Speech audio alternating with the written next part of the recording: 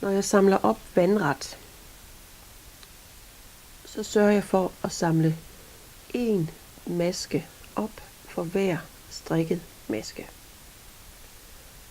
Og hvis jeg går herhen, så finder jeg så den første strikkede maske, og jeg går nedenunder min aflukningskant. Og så stikker jeg ned midt i vedet af masken og samler en maske op.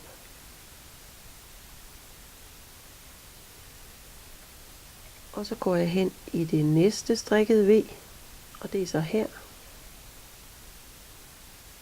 Og det næste V. Og igen lige under aflukningskanten. Man kan godt være måske fristet og tænke, jamen, er det her jeg skal stikke ned, eller er det her? Der skal man tænke på at se maskerne som V'er. Og I kan se, hvis I ser her, så er det her et V. Og hvis jeg vil have stukket derned, så vender de på hovedet, så er det faktisk mere et A. Så det er det, der er vigtigt, at man ser på, hvor er den strikkede maske, og det er der, man går ned og samler en ny maske op.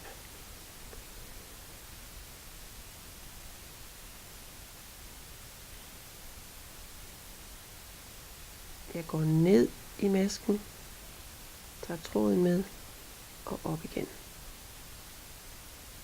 Ned i masken, tråden og op igen.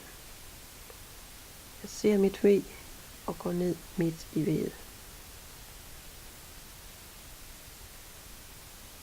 Og det næste V.